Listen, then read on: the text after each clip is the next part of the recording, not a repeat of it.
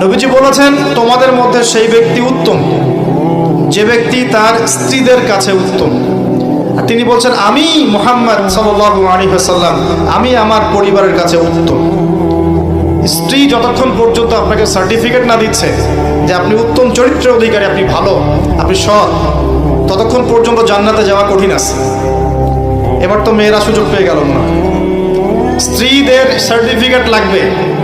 বাইরে ভালো থাকা সহজ, বাইরের মানুষের সাথে ভালো মেলামেশা করা সহজ, বন্ধুদের সাথে, হ্যাঁ, তার কলিগদের সাথে ওয়াজ মাহফিলে এসে মসজিদে গিয়ে ভালো আচরণ করা সহজ, কিন্তু আপনার অধীনস্থ যারা আছে তাদের সাথে ভালো আচরণ করা এত সহজ না। স্ত্রীর সার্টিফিকেট অনেক বেশি ইম্পর্টেন্ট।